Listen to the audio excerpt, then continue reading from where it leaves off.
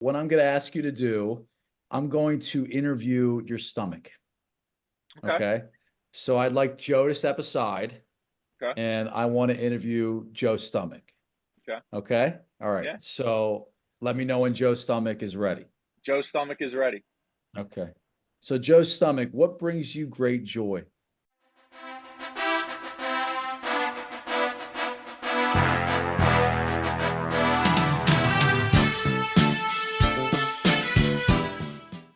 Welcome everybody. This is episode 4 of the podcast Undiluted, the role of healthcare in the USA. This episode is dedicated to addiction, health, and what's happening in our country. I'm really excited that we have our special guest here today is Joe Owens. Joe is a recent graduate of Temple University with a master's of social work who has a tremendous story of overcoming obstacles of addiction and being in recovery.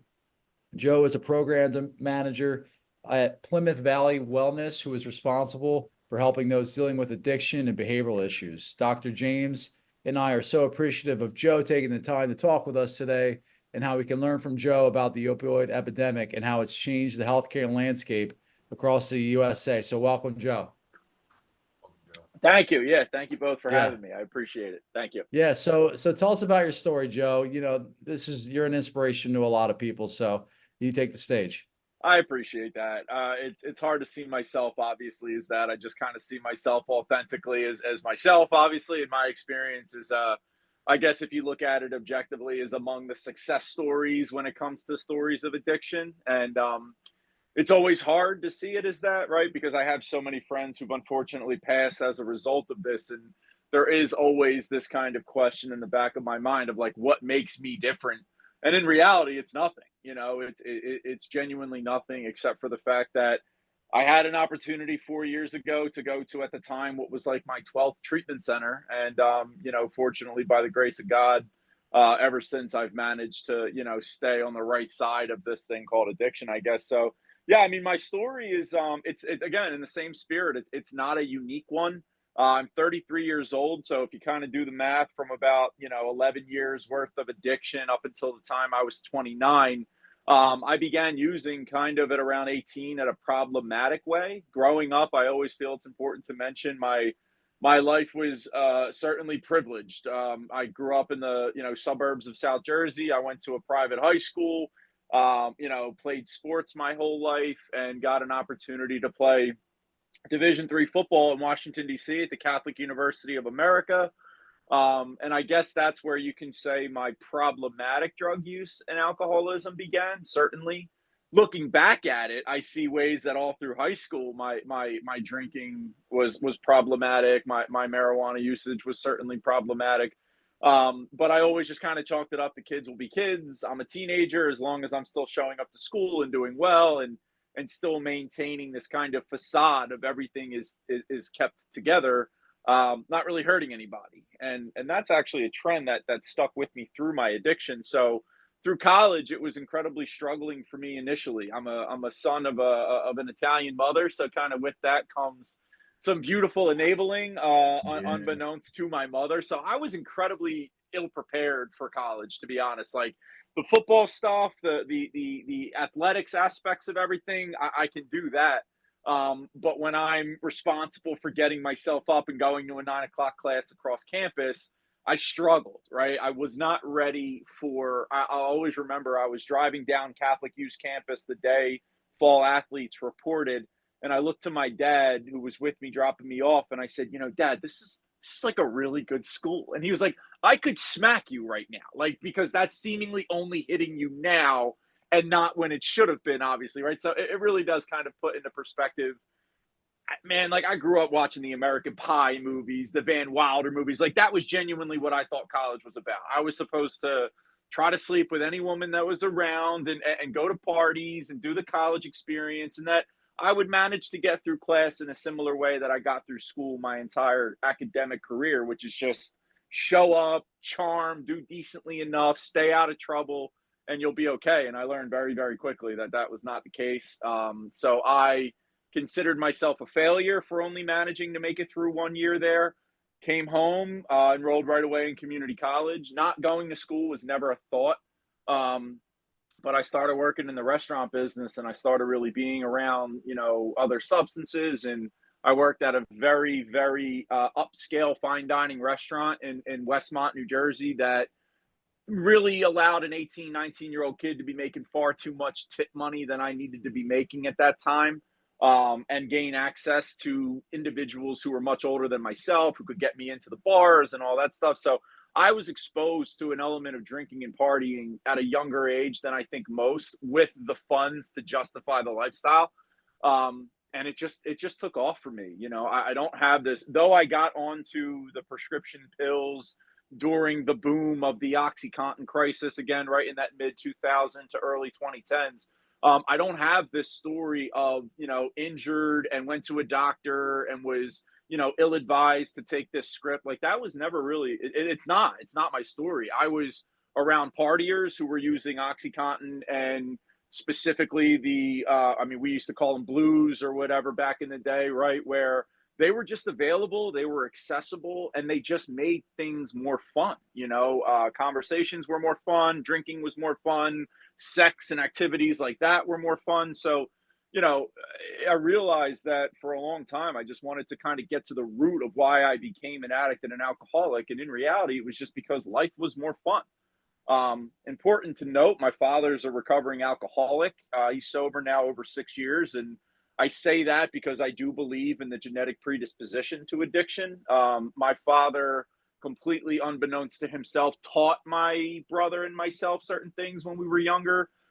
He didn't realize that his distance that he had created because of his drinking was something that my brother and I had picked up, I guess. So I became what I call a sneak drinker myself. I was a sneak user. I was never, openly, I mean, granted, I was openly intoxicated, but it was never like in your face, deal with the fact that I'm this way, right?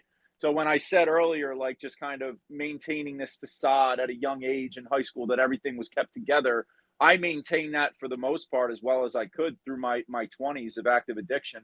Um, so that's really how it started. I mean, it was a problem at an early age, underage DUIs. I remember the real bad firsts for addicts, right? The first time I pawned a piece of gold jewelry and realized that I didn't need to find money of people that I could take. I could find, gold and stuff like that.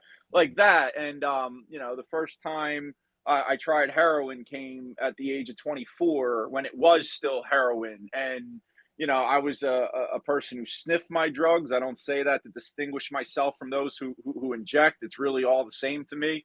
By the grace of God, I never made it to that aspect. I don't know if I'd still be here if I did.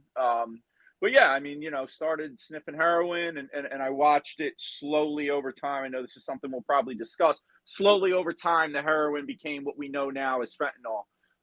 And when that happened, it changed everything. This was probably around 26 for me, 3 to 4 years, give or take, of really just being a fentanyl addict.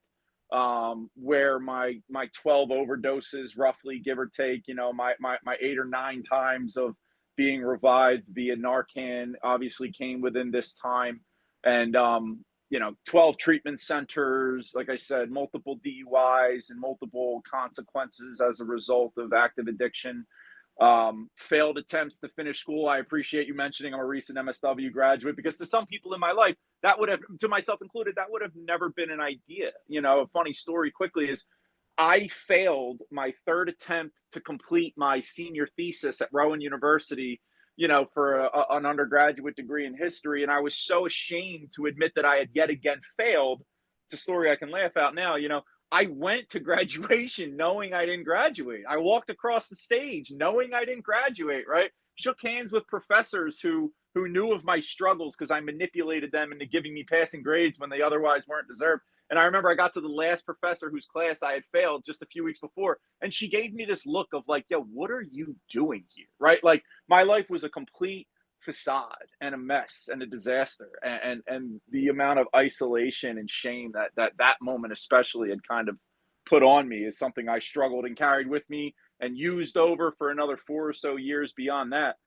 So to walk across Temple stage just a few weeks ago, deservingly so, It really is. It's a beautiful testament to recovery. And as we get into, I guess, some more content related to what I do and my beliefs, I do just want to preface like my beliefs are my beliefs about recovery. I know what works for me. We are going to probably talk about some things that, though they don't align with my personal experience, there's no judgment over anyone to whom they do, pertain to. Yes, I'm the program manager of Plymouth Valley Wellness, and I help individuals with primary mental health diagnoses in addition to substance use.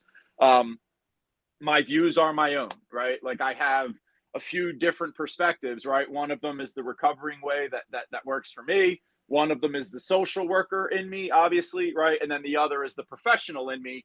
And they have a tendency to kind of blend. But, fortunately, I've professionally and personally been around people who've shown me how to be able to distinguish between the three and not let them blur in my judgment, which I think is going to make me, useful on this podcast episode to be able to kind of talk about some of what I imagine we're going to talk about. But yeah, I mean, that's, my life since, like I said, I got sober about 4 years ago, right in peak COVID, which, yes, with that came its own.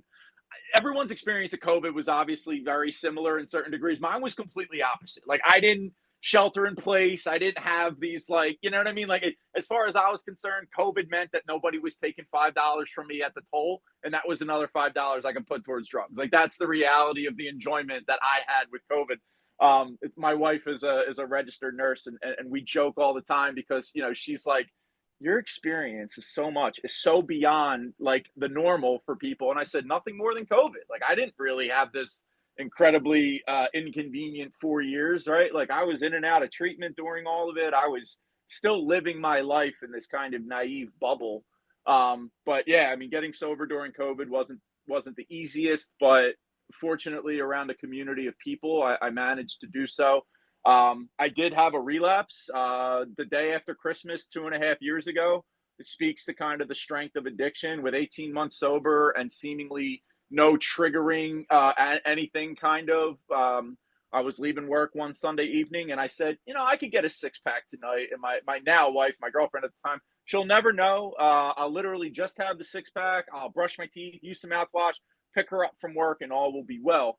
And that's not ever been something I can do. 3.5 beers in, I was in Kensington, getting a substance, obviously, and I was exposed and caught as soon as she got off work. And fortunately, because of that same network of guys that helped me for the 18 months prior, like it only went that one time. I have been sober 2.5 years ever since. It didn't disrupt my life in the ways it has in the past. But I always say, I may have gotten out of treatment 4 years ago. I may have relocated to Levittown where I got sober 4 years ago. But I'm not 4 years sober. I think owning my truth is something really important in any platform. So I got a question So, for you. What yeah, yeah. advice would please. you give somebody that's struggling with addiction and trying to get clean? What action steps could they take?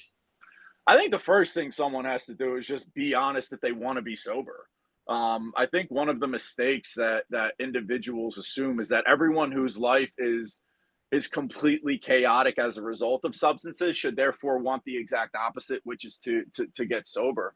But to the person who does, and that's where honestly a lot of my work with family come in, because so many family members want their loved ones to get sober where maybe their loved ones aren't ready to yet, and that's a whole completely different answer, I guess. But yeah, my first question would be, or my first thought would be, get honest with yourself, and then it would be, talk to somebody who's not going to tell you what to do, right? Like there is this this idea of people who are struggling need to be told what to do, and the problem with that is ultimately it essentially like makes them feel as if they don't have the ability to decide for themselves what to do, right? So I treat everyone with love and compassion, right? Like I don't tell a person what I think they should do. Like I ask them what they're willing, and then I am honest with them, right? Like if someone tells me I've been drinking a liter of vodka a day for 20 years, I'm not going to be like, hey, let's try intensive outpatient, right? I'm going to be like, the high likelihood of you going into some sort of withdrawal that could cause seizures or something to that effect is a high likelihood.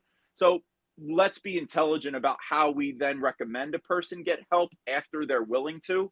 But yeah, just being honest with themselves in the beginning, talking to somebody who's going to treat them with like compassion and empathy, not with judgment. I think that's what keeps a lot of individuals who have substance use disorder in active addiction. If I say addicts and alcoholics, that's not my professional self. That's just my language that I'm accustomed to in my fellowship that I'm a member of. But when a person with substance use disorder says, I think I'm ready for some help, and they go to someone who's not going to necessarily meet them with love and compassion, they're not going to go to that person. And then if they can't go to a person that they do trust and love, they're likely to internalize it. And it just kind of keeps them in that cyclic way of just active use and active use.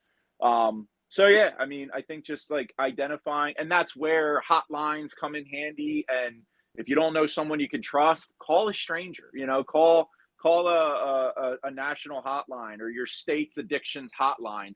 They'll connect you directly to a person who has resources to help. I've fortunately been on the other end of a lot of those calls where I'm like, listen, I don't know you from a can of paint. You're not going to disappoint me by saying you're not going to go to treatment. You may disappoint your wife, your husband, your parents. You're not going to disappoint me. Like, here's an option. If you'd like to go this route, I can help you. If not, though, I'll love you and support you anyway. Just call me when you're ready. So I think that's a huge piece. Just respecting a person's wishes, not wishes, letting them kind of be where they're at. I assume, like, are you involved in like a 12-step type program? I am. Yeah, I'm sober Excellent. through AA. I mean, it's Right. again, it's a huge aspect of what has worked for me. Mhm. The professional edge of me and the social worker edge in me, like the person that is a little bit of a dual responsibility. I don't believe that that's the only way to get sober. I don't believe it's the only way to find wellness by any means. It's just the only one that's worked for me. So that's what I speak to my personal experience about. But I know plenty of people who've gotten sober and have used whether it's like moderately, or done forms of management therapy. If it works for you, I say if your mother is less likely to get a phone call of the fact that you are, God forbid, dead in an alleyway, I'm all for it, right? If you're not ready to be completely abstinent, let me know when you are. There's a way I use that's proven to work for nearly 90 years now. Give me a call. We can look into it. But for now, if you being able to just kind of smoke weed recreationally is keeping you from burning your life to the ground, I'm on board until that doesn't work for you anymore. And if that continues to work for you, then that's fine as far as I'm concerned. You just fired off a lot of like powerful statements. I'm still trying to digest all that because I'm no, sorry. I because have a honestly, tendency to no, just no, get no, on a no, train of no. thought and go. This is real. This is really real. So I appreciate you, getting, allowing us to really understand, your story. And so from your experience, Joe, what's been the recent message to the youth, and people that are still struggling with addiction, especially like painkillers? As a young guy, growing up around the same type of Mhm. environment in a Catholic school for the Mhm. most part of my life, I remember DARE being a huge event for me every year of school as a kid. Same. So could you touch Yeah. on that? So as far as my knowledge, I don't know to the extent that Dare, my puppy's going to join us. I don't know to the extent that Dare is still, kind of a thing or whatever. I can say that there's a high school, without specifically naming which, in South Jersey that had invited me to come and speak to this, like the fall athletes and stuff, which was an awesome opportunity. And I guess like it's kind of something different works for everybody, I guess, right? Like it wasn't necessarily completely unlike what Dare tried to do with our generation, right? Except instead of someone like me up there with tattoos and just kind of being like, hey, I'm just going to tell you what it was like. It was an officer who I imagine was there and trying to instill this sense of fear to keep us from getting up. And I never feel like that works, right? Especially with this youth, with the way that there is connection amongst them, unlike what we had experienced and things like that. I still remember friends of mine's house numbers growing up, right? Like they have a completely different experience. So I think the approach to discussing addiction needs to be different to them. And I think a lot of that starts in the home. Like I am a huge believer in that it starts in the home. So I think that really these guardians and parents, they need to really know what's happening beyond just what they see on the news or what the federal or state regulated programs are essentially feeding them information about. And that's why I love when I hear about town halls where there's these nonprofits that are in a lot of counties that have speakers who have lived experience that go and just share honestly about what their experience was like. Because I am of the belief that if you are unfortunately, and I say unfortunately because it's a reality, if you're unfortunately the age that I am, or even the age that I was, and you're still engaging in this type of risky behavior with drugs and alcohol, you have two choices. You are either going to hopefully find sobriety, or you are likely to live in that continuous cycle until unfortunately you pass away. Like, I've worked in a lot of treatment centers, not worked in, but I've been in, and I've also worked in this space for a long time. I don't meet very many 45-year-old heroin addicts. I don't meet very many 50, 60-year-old heroin or opiate addicts, right? Like, and I say weird because that's my main twist, like, we're all dead, right, by a certain age. Whereas alcoholism and methamphetamine, cocaine, stimulant use disorder, like, those individuals last, right? So my concern is that because we have continuously this issue with opioids, and I say watch out for the meth. I see that as being what's really coming hard next. But in our area, right, in the northeast area of our nation, where we have access to these port cities, where we know all of these types of synthetics are kind of coming in and creating the opioid issue still that we have today. My message to children is like, pay attention to what's happening, right? Like, and I think parents help with that. You know, like, I have a 7-month-old son now who will grow up knowing my experience because my father hid his from me. And I don't blame dad for that. Obviously, he was trying to protect me, but it's like, unfortunately, if you find yourself in the position I found myself in 4 years ago, you have two choices, right? And I already kind of laid out what those were. So, my opinion in the way that we kind of course correct our nation from this substance epidemic, which we've been in forever, right? It's this war on drugs is such an amazingly losing effort, even back in like the draconian era of the Rockefeller laws, with the ways that things used to be policed in New York City, and the way that they still are, right? With like, give an addict either jail or treatment. It's like, dude, don't put me against the wall and expect me to make the decision that you think I should make. Like, people aren't going to respond to that. But nevertheless, like, I do think we need to inform our youth of what's happened to our generation specifically because of the negligence of a Purdue Pharma and a lot of other contributing factors. Because I don't see, and it's sad, I don't see our generation being the one to course correct. We are either going to be the example of how you can find sobriety and then help the next person, or we're unfortunately going to perish. And I feel like I can say that because I've been to too many funerals that I care to count. There's times in my head where I've been with two people, you know, getting high and drinking and partying, and those two are both passed away, and I'm here, right? So, and that's like not just one group of two people. I'm talking 3-4 groups of two people, where it's like, I am no special. I am not special. I am no different. But I do have, I feel like a sense to their legacy and memory, because they're not just like, you know, the addict who died, you know, getting high in Kensington. Like, they were hell hockey players, and they were hell a good friends, and good people who unfortunately never got to live beyond 30. And the youth now, they don't have to have that same experience, right? My mom told me, you know, you've gone to more funerals than I have in my life. And at the time I was 32, she said, like, and you're only 32 years old. And unfortunately, I don't necessarily see that stopping, but we hopefully can course correct our nation. And I do think that things like the pandemic has kind of expedited, and there are some states and some cities that are still behind and still think, you know, we need to do this police state. And then on the contrary, like, look at Oregon, right? Like, they tried this Portuguese aspect to decriminalize everything, and I don't think that's the answer either. They just kind of weren't ready for what happened in Oregon, and it's just kind of like, we need to find a common ground. And not to say like, and we're the answer, but like, they need to ask people like us who like have been through this, just to kind of, you know, provide a little bit of that inside insight. And yeah, that's my message to the kids. It's like, dude, I'll go and talk to any kids and be like, listen, you're going to do what you're going to do. I'm not stupid enough to think otherwise. I said, but I genuinely mean it. Like, if I can help one of you from like when you're hanging around with kids smoking weed and stuff, like, I grew up with 7 main friends. We all smoked weed together, and 3 of us are passed away, and the other 4 of us are in recovery. So it's like, there's not, you know, there's not a coincidental correlation to all of that, right? So Right. I do believe strongly in like what kids are doing at 13 absolutely has an effect on what they're going to do later on in adulthood. Yeah. So, I mean, just to piggyback off that, Joe, for our viewers, in the Mhm. USA during fiscal year 2022, it was found that nearly 10,000 drug overdoses resulted in death at a rate of 300 lives per day. And these numbers have increased from 2017, where it was estimated that 130 deaths were occurring every day from opioid overdose. So you're spot on that it's been accelerating, and it probably has a lot to do with the COVID pandemic, and with teens using opioids at a higher rate incidence more than cocaine, heroin, and methamphetamines combined, except cannabis being the outlier.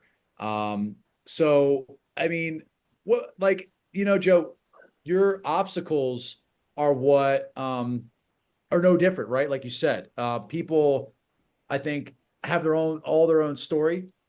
Yeah. Sorry, my dog's here. No, it's cool. Yeah. So, how were you able to, what drove you to recovery and then become an advocate for addiction and 12-step programs? When I went to my last treatment center, I can't say that anything necessarily like overly profound had happened. Um, Partly I did just have enough. Like I was genuinely tired. I did have this naive thought in my earlier addiction that like when I get tired of this, I'll just stop. Right. Like I did think like when it got that bad, I'd just stop. And when I realized that I couldn't, it was like, okay, now I have to find the internal motivation. I have to find the desire. I have to stay sober when stuff really gets hard, and that's where I always just never allowed it to get to. So I did genuinely just have enough, right? But that's not me saying like people should be able to identify that they've had enough and pull themselves up by their bootstraps. But like, a couple of things helped me. Like one, I got into an amazing sober living house where I got sober on New Jersey Medicaid, and now I work in commercial treatment. So I'm never like shy of telling my clients like, don't bitch at me that the TV in your room doesn't have like HBO, because like I had to call a treatment center for 5 days and say, hey, do you have a bed yet? Do you have a bed yet? Yeah. Right. So like there is this I wanted it bad enough. But I mean, I was so fortunate. I got sent from Hamilton, New Jersey, where I was in treatment, to Levittown, Pennsylvania, where I had never been nor heard of. And I got into this recovery house, and in the first week we had a situation where 5 people had gotten high in the same couple of days and got kicked out of the house. And those of us who remained were like, yo, we all have motivation to want to be here. Some of them were fathers wanting to get back to their kids' lives. I had my first nephew who was due to be born any day. My brother hit me before I went to that last treatment center with that, like, I don't want my son to know who his uncle is through pictures, videos, and a mass card that you're dead, and then be like, your husband, your uncle would have loved you, but he had this issue, right? Like I didn't want that, you know what I mean? And so I had this motivation, but yeah, like I found community, you know what I mean? Like I work with people who have substance use issues and mental health issues, and the one common denominator I find amongst them all is they're all really searching for a sense of belonging. And I think that's why fellowships and 12-step fellowships have the potential to be successful, because that's what we're supposed to offer. Have I been in meetings where members of the fellowships have been almost more, divisive than united, and cold as opposed to warm? Absolutely. So I do look at like the fortunate aspect I had of getting into a recovery house, and getting in Alcoholics Anonymous and AA. And I was really fortunate. Like that one class I needed to finish my undergrad degree was all I needed, right? And when I tried again after the graduation, fiasco, I failed yet again. But my professor didn't fail me. Like he was like, "I'm going to give you an incomplete. Go get your shit together. Let me know when you're out, and we'll work on this paper in the summer together." And I needed that break, right? So I was incredibly fortunate, because 9 months into my sobriety, I now have a college degree, right? I have a desire to want to help people, and I'm already 4 years ahead of maybe somebody starting from scratch. So that certainly helped, you know what I mean? Because then I got right into Temple's MSW school, and I'm a year sober as a college graduate school student, and I'm like already looking to get into the recovery field. And I found my way into the recovery field really by some dumb luck. But I'm not gonna lie, like it helps to have all those advantageous situations, but really just like find somebody who's gonna validate who you are and not judge you for things you've done. My family cut me off, and they needed to. It just made my getting sober and being able to like spend that first Christmas back with them even more special. but yeah, I mean, just really, finding somebody, finding a sense of community, finding some purpose. Everyone's got it. Everyone's got purpose. People just get so wrapped up in themselves, and I'm such a failure, and look at all the life that I had and ruined, or look at that I was dealt a bad hand from the beginning. What chance did I ever have? Like, you got a message to the person who thinks that they have no chance. So like, let's just get to work on what you need to do for yourself so that we can therefore kind of try and help the next person. That's kind of really the way I like to try to move. Yeah, so that was gonna be my next question. So, and you touched on it a little bit. So, what's a really good small goal or step to take for someone listening to this, struggling with addiction, whether that's drugs, alcohol, tobacco, etc.? Yeah. I mean, I'm a big, not to get nerdy and like scholastic, but like I'm a big SMART goal guy, right? Like specific, measurable, attainable, realistic, and timely. I say that because when I would make goals, they would just be lofty, right? It would just be like, I just want to be sober, right? Like that's a great goal. It sounds good, right? But like if I'm measuring that by I'm either sober or I'm not, right? And for years straight, I've put a substance into my body every single day. It's kind of like really hard to imagine that that's a realistic goal, right? So what I suggest is start small. You know what I mean? Like start, and that's a weird thing to say when we're talking about substances that could potentially end a person's life. That's why I don't say that like, you know um lightly by any means. But if my goal and I'm in active addiction is to get sober, I'm going to seek out somebody. Maybe a goal is I'm going to seek out somebody who managed to be where I am and is no longer where I am, right? So like that's a great goal for a few reasons. One, I see it's possible, and two, I can't be BS. I can't be twisted, right? Like people in active addiction think like, yo, you don't know how bad it is for me, and if you were in where I was in, like you couldn't. And I'm like, dude, miss me with that, right? Like, because there's somebody that you can think of who had it worse than you, who was a victim of childhood trauma, who if you gave them an ACEs score, they test yes for every single one of them, right? Like that was none of my experience,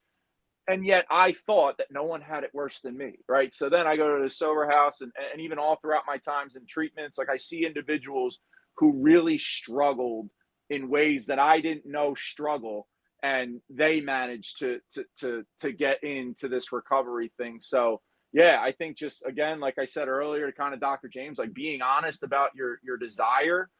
People asked me the other day, what do you think about alcohol moderation therapy? I said, yo, if somebody calls me and says I drink a 30 pack a day, I want to drink a 12 pack a day. All right. You know what I mean? Let's get you to a 12 pack a day. And then maybe then you want to go to a 6, and then maybe then you want to go to none, right? Like, so being honest, right? Being honest about what a person wants, and then setting specific goals that they can measure, right? Everyone who goes to treatment, it's a joke. They want to like work in treatment as like as a counselor and stuff at some point, usually almost everybody. And I'm like, listen, like, what are the realistic opportunities? Do you have a high school diploma? Do you have an undergraduate degree? Like if that's really what you want to do, like, let's get started. I'm not saying a day after they get out of treatment, but the clients that I work with could have 7, 8, 9 months sober. And I'm like, what are we doing? Right? Like, what are we doing? What's your goal? You want to start a business? Let's call somebody who started an HVAC business and see how we get started. Right. So really just identifying whatever it is, but making it specific so that it's actually going to be something that people want to work toward. A lot of times it's just like, I just want to be sober. And I'm like, hey, if that's the case, give me a call. I can tell you how I did it. Right. And we can try to put that plan in place. But that's Yeah, really yeah. it. It's just being So honest. Joe, like your mantra is very similar to Dr. James and I in that I think having a sense of gratitude like you do, there's Mhm. always somebody out there that has it worse than For us, right? sure. Oh, for sure. And Absolutely. starting at that point, right? That had that I mean, from my personal experience, that's what's motivated me to keep going in life. Hmm. And your story is so moving because it motivates me to really better understand how people with addiction are we're all the same, right? Absolutely.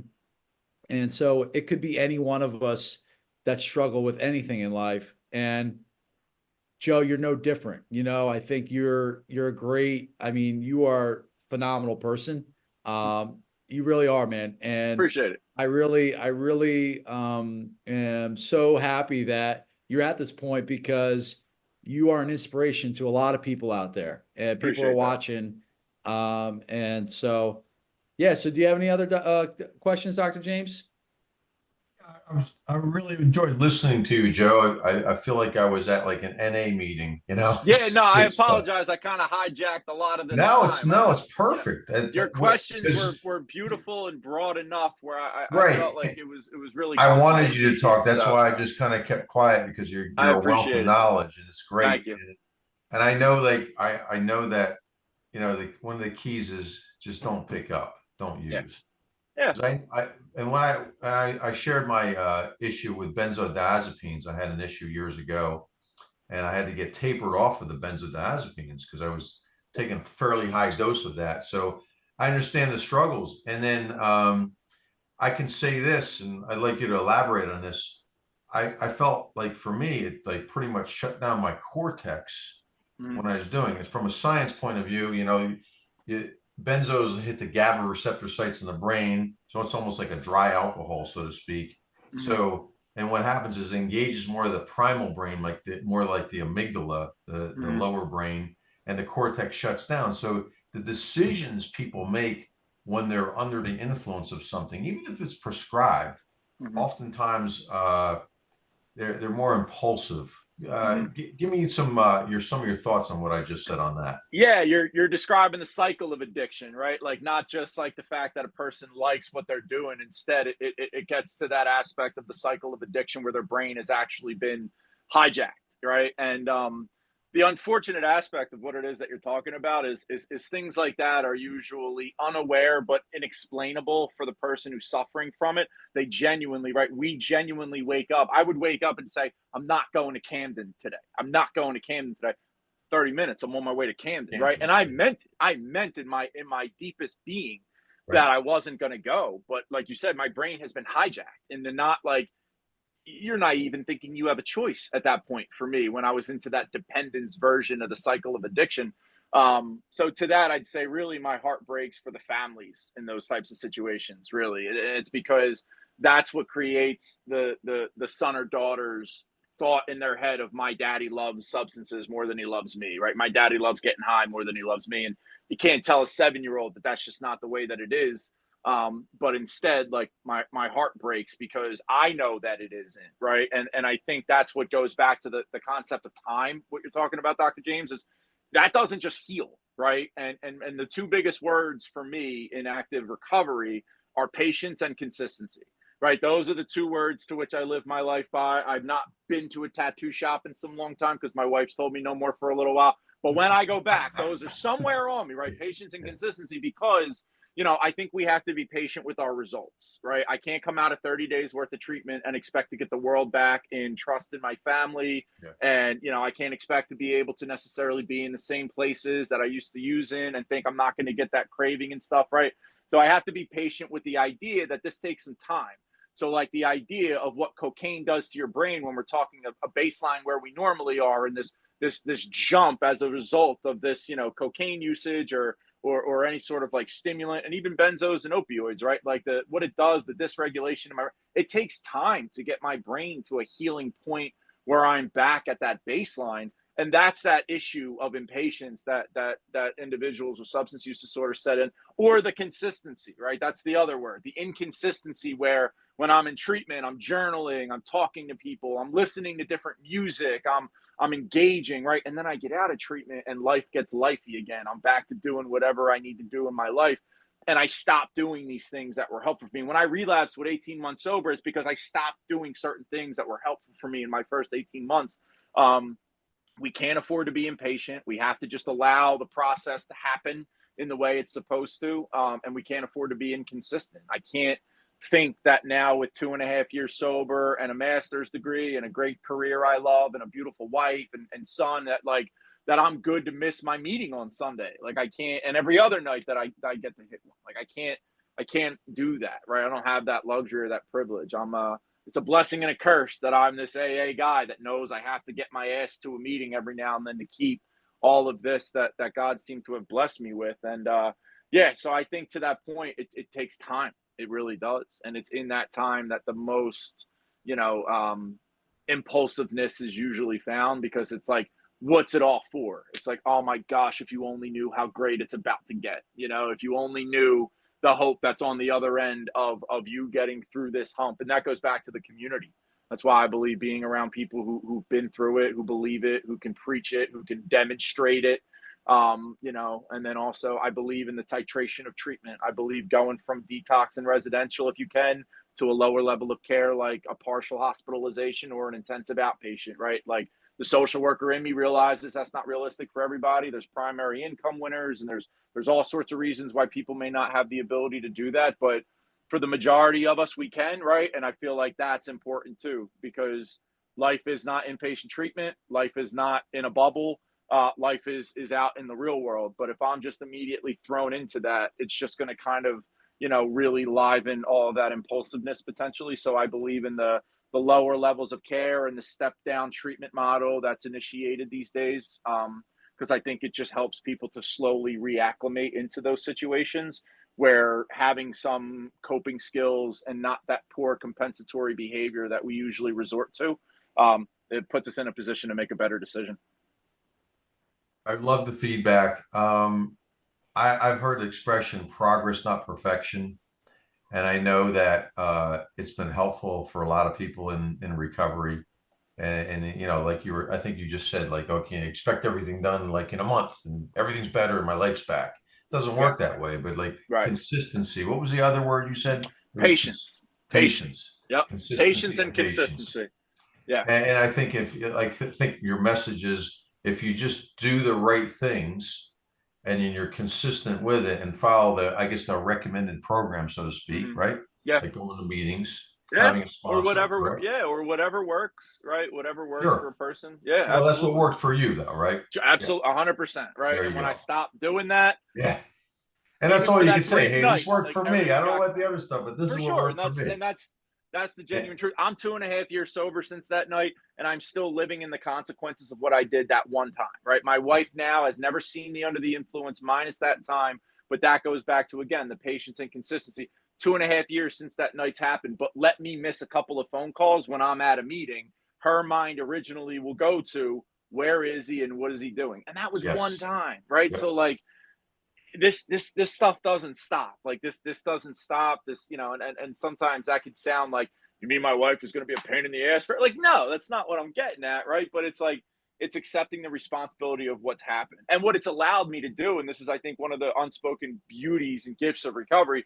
It's allowed me to be more empathic to my parents who went through this for years and who've gone through so much more, you know, secondary traumas from what it was that I had put them through. And I mean, again, the whole family issue of addiction is a completely separate topic, but you know, it's important to acknowledge, like, one of the beauties that I get to, tomorrow is my nephew's 4-year-old birthday party, and combined my niece's 2-year-old birthday party, and I'll be there, right? And over 4 years ago, there was no guarantee I was showing up, and if I did, there was no guarantee the condition I was going to be in. You're showing up, and also now you're present.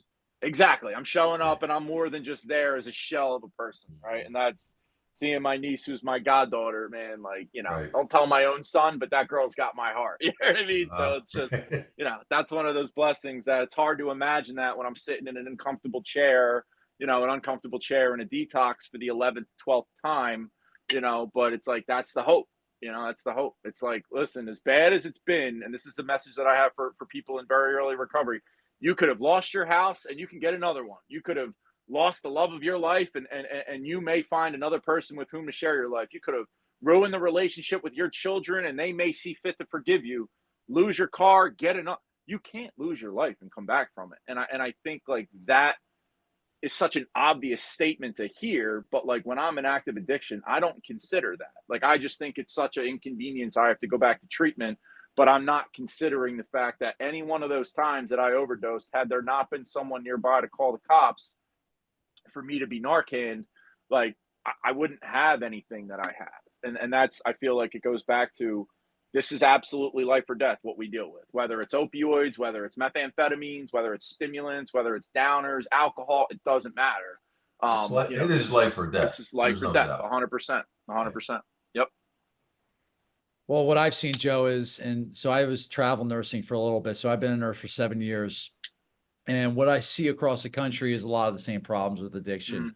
And it's so difficult to see. And you have summed it up perfectly, that we all suffer, your family, the heartache. And I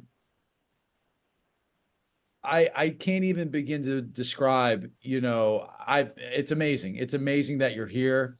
As a person, you are just so incredibly like gifted in that Appreciate you it. are able to navigate all what life has thrown at you and still be very successful in that you are a husband, you're a father, you're a homeowner, Yeah. you're helping the community. And that's what it's all about, like you said. Yeah.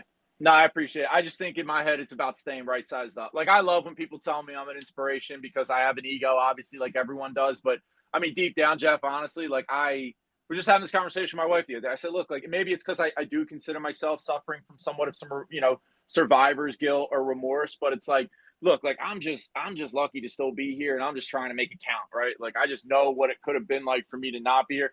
But like you mentioned, being an RN, my wife's an RN, and like, I don't think I save lives. I hate when people in my industry are like, we're saving lives. I'm like, no, we're not, right? I get very upset about that because I'm like, as a clinician, right, and as a provider, as a whatever my role is at the time, I'm connecting people to a resource that's going to allow them to be empowered to save their own life, which is why I sometimes struggle with being told, like, I should be commended for my sobriety, because I'm just like, look, I just followed some instructions and I just want to help some people follow some. My wife had a situation that happened in the ICU that she works in on Sunday, without being too graphic. She saved someone's life, right? Because that person could not do for themselves what my wife and the rest of the team and nurses did for that person. I think what I do is the complete opposite. I merely just say, like, what I did is not special. It is not a secret. It is possible. I can point you toward the direction, toward the form of wellness that you prefer. And the LinkedIn community may hate me for it in my industry, but stop with this hashtag saving lives subculture of the treatment industry, because it robs the person from the credit that's rightly due to them for them making the phone call to get. I answer my phone. If my phone rings right now and says, hey, I need help, it's my job to connect them to help. It's part of my job description.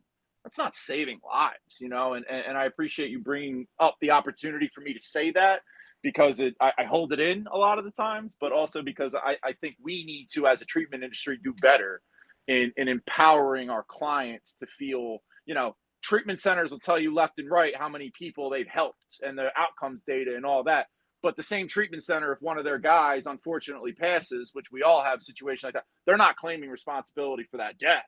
That person just couldn't get it, or it's an unfortunate incident. But like, if they get successful and they become like I became, it's like, that's an alumnus of our program. Look at what we did. It's like, nah, bro, if we're going to take credit for the successes, you better be ready to tell me what didn't work for the person that passed away. And treatment centers, we're not really beat like that, right? So the idea that like clients empower themselves to save their own lives, and nurses and doctors and first responders and Narcan carriers carry Narcan. I don't care if you work at TD Bank, right? Like, carry Narcan. Wawa bathrooms are nuts, believe it or not, right? So like, I'm not the most harm reductionist person. Again, that's kind of conflicting a little bit with my 12-step beliefs, I'll admit it.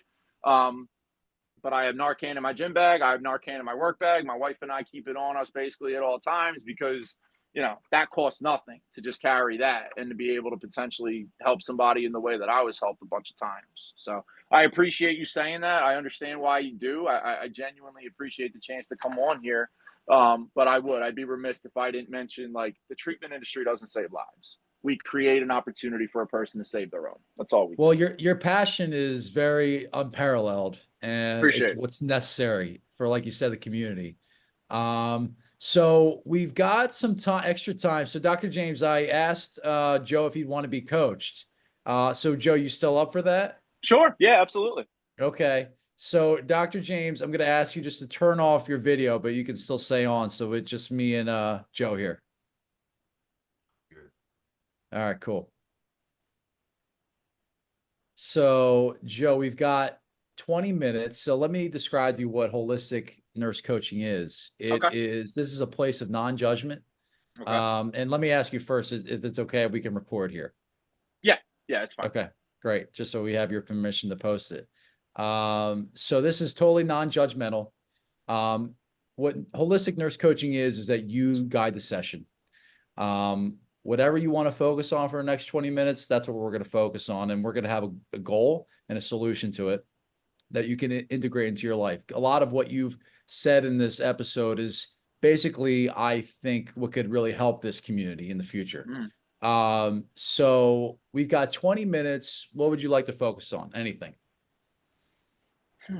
Balance. Trying to find a sense of balance in a life that obviously is stressful for what I do for a living, and feeling like I have to wear as many hats as I wear sometimes, but also being, you mentioned, a husband and a new father and all that stuff. It's very difficult for me at times to find balance. So what does this goal of balance mean for your sense of purpose and values? In my field, and partly of why I do struggle with balance is obviously because of my professional, self and things like that. And social workers, I think, universally will agree, if you don't have balance in what it is that we do for a living, burnout is a high likelihood.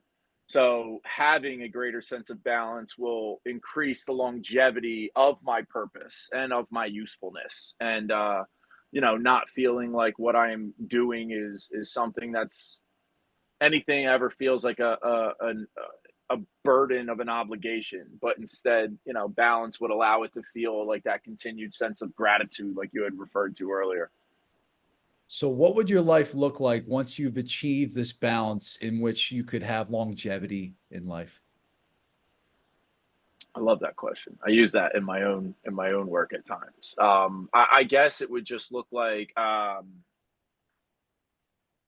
presence, really getting to be present. When I'm with my son on the floor as he's learning to kind of like wiggle and crawl, my mind's not on how much percentage does my phone have and is it going to die before I, put him down. Or when I'm taking a walk through my neighborhood with my wife, it's not, I got to make sure I get that welcome packet done for the clients before the first one admits next week, right? Like it would allow me to be more present in moments, to know that I have a sense of balance where when I'm home, Joe, I'm home, and when I'm work, Joe, I'm work. And recovery, Joe, I'm recovery, Joe. It's not about what's going on at home. I'll get to that at the end of the hour. And it's not about what's going on at work. I'll get to that the next work day when I get to the office.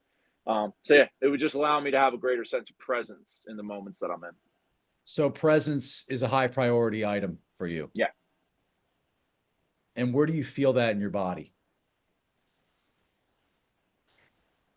I think if I understand what you're asking, I think I feel the most sense of presence in like my core, because when I'm not, I feel very tense. Not necessarily, I'm not a person who holds tension in one specific spot. I'm usually somebody who holds tension in kind of a combination of them. So when I feel a sense of presence and relaxation, I feel my entire kind of core being more at ease and not so tense. So your core, you're saying your gut, like your gut instinct. Okay. Yeah. And then even like again, like my kind of my even my muscular feel, you know what I mean? And just I don't feel like I'm constantly in this like puffed up kind of way. Like I just feel like I'm able to, if I'm present, like I'm not on edge, I'm able to just kind of exist in the moment. Yeah. So Yeah. it's a gut instinct as well as I think it's like a matter of tension. So where do you want to be by the end of the session, Joe? I want to be in a headspace where I feel proud of what this, hour plus did. Um, and I want to be ready to transition into home, Joe, right? Because I got home from work a little before getting on this. So I helped my wife sort some laundry, but I intentionally kind of stayed in this more of a not work, right? Because this wasn't work, but I want to be able to at the end of this session kind of just be ready to transition into getting to go down and have dinner with my wife and hold my son for the next couple hours or so until he goes to sleep. So you want to get to your session goal. How do you want to get there? Do you want to do you have any suggestions you want to try to come to that goal of being present? Or would you like to give me, I can give you a suggestion. I'm open to a suggestion. Yeah. All right. So what I'm going to ask you to do, I'm going to interview your stomach. Okay. Okay. So I'd like Joe to step aside Okay. and I want to interview Joe's stomach. Okay. Okay. All right. Yeah. So let me know when Joe's stomach is ready. Joe's stomach is ready. Okay. So Joe's stomach, what brings you great joy? Good food.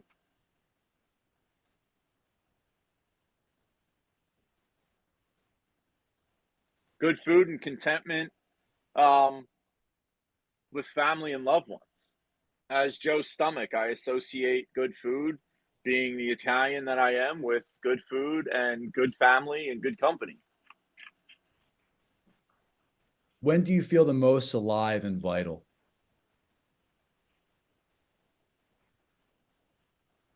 I think when I know Joe is feeling humbled at where his life is right now. I feel I feel the most when I know that Joe can always recall how it wasn't too long ago that his life looks completely different than now. And I think that's when I, as Joe's stomach, try to help alleviate any of that tension that he may feel, where as bad as he may think it is now, it's nothing compared to what it used to be years ago.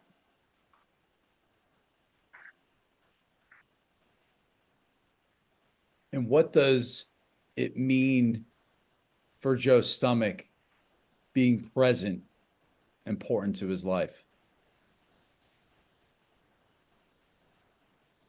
I know Joe's a very gut instinct person. Um, for as much as Joe can be an intellect, for as much as Joe can be a stubborn person, Joe's a person of great instinct, and I have a lot to do with that. So when I have the ability to kind of put Joe's mind at ease and things like that, I know that I'm going to kind of save him from either getting into some precarious situations or avoiding that fight with his wife and stuff like that. So I feel like when I'm of an even keel, I'm going to kind of help Joe stay making better decisions. What makes getting out of the bed in the morning worth it? I guess it's kind of a similar question to a few ago, where at a certain point we never thought we were going to have a bed to get out of. Whereas now, we get out of this nice big king size bed next to this beautiful woman and this beautiful brand new Ashley furniture, soft mattress, right? Where it wasn't too long ago where we didn't have a place to live, and now, you know, we own our own home. So the motivation to keep the life that we have today is a huge motivator to get out of bed. Does Joe's stomach feel like he has a lot to lose? Yes, yes, being the instinct driver of Joe as I am, um, having made mistakes in these last 4 years that resulted in Joe's wife reconsidering her life with him before the marriage and the house and the baby and all this. If I'm not on my game and he instinctually is kind of led astray or done wrong, everything that he holds dearest in his heart is gonna go. So I have the most to lose, you could say. Powerful.